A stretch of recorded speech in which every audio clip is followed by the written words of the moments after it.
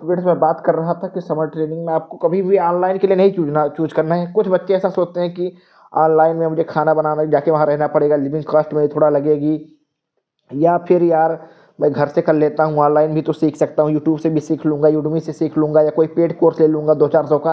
तो यार ऐसा नहीं होता है। जब आप क्लासरूम में जाके बैठते हैं तो जो वहाँ की वाइब होती है, जो वहाँ का डिसिप्लिन होता है, रोज़ मॉर्निंग में आके जब आपका मेंटर आके आपका होमवर्क चेक करता है, आपका इन बिटवीन कोई इधर आ रहा है तो आप अपने जो दोस्त हैं, आपका जो वहाँ पे और भी मेंटर्स हैं जो आपको ट्रेनिंग के लिए वहाँ पे रखे गए हैं, वो जो आपकी हेल्प करते हैं, एरर सॉल्विंग में जो हेल्प करते हैं, साथ ही साथ आपको वहाँ पे एक वाइब आएगी, आपको एक माहौल मिलेगा कि नहीं yes I can also do. वहाँ पे आपको मोटिवेट किया जाएगा कोड करने के लिए।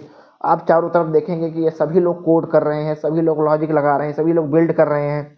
आपके जो आइडियाज़ है वो आपको रियलिटी में कन्वर्ट होते हुए दिखेंगे, आपको आउटपुट आता हुआ दिखेगा।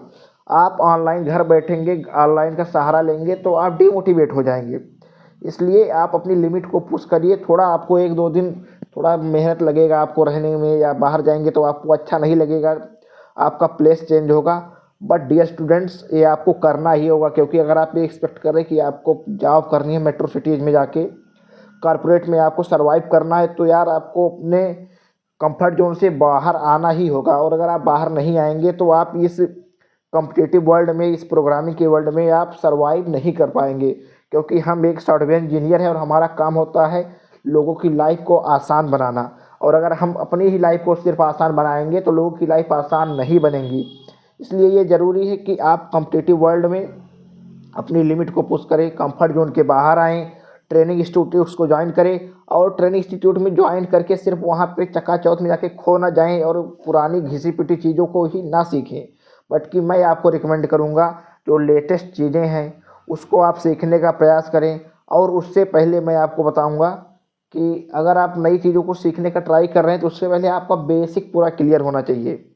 तो आप ऐसे इंस्टीट्यूट को पकड़े जो सबसे पहले आपका पूरा बेसिक मजबूत कराता हो। बेसिक में जैसे कि HTML के जितने भी सिंटैक्स हैं, CSS हो गया, जावास्क्रिप्ट हो गया, सी आपको अगर 15-20 दिन तक कहीं पे सिखाई जा रही हो, लॉजिक बिल्डिंग पे कहीं पे ध्यान दिया जा रहा हो, तो डियर स्टूडेंट्स आप ऐसी कंपनी को चूज करें। और दूसरी चीज़, आप कभी भी अभी मैं देख रहा हूँ कुछ स्टूडेंट का ट्रेंड ऐसा बन गया है कि वो 100-100, 150-150 बच्चों की क्लास में जाके बैठ रहे हैं, या फिर यूट्यूब या उनके जो है ब्लॉग्स में कंपनियों के ब्लॉग्स देख के कि अरे यहाँ इतनी सुविधाएं हैं, ये इतना लग्जरी है, मैं इसको ज्वाइन करूँगा। भाई तुमको कोड करना है, ठीक है, कोड आपने सिस्टम पे करना है। आपका एरर आपका मेंटर अगर सॉल्व कर रहा है तो उससे बड़ी बात आपको क्या हो सकती है।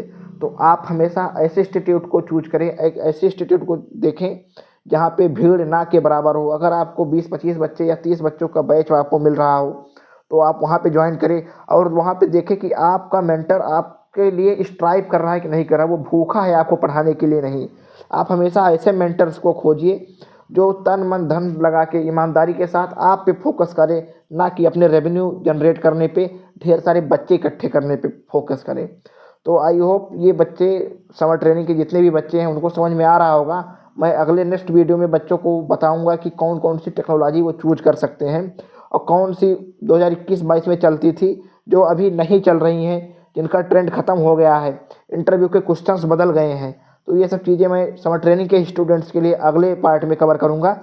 इस पार्ट में मैं आपको सिर्फ यही रिक्वेस्ट करूँगा, यही सजेस्ट करूँगा कि don't go in crowd, don't go in big companies, always try to find smaller companies where the mentors and all the teachers very grateful and helpful for you. Thank you dear students.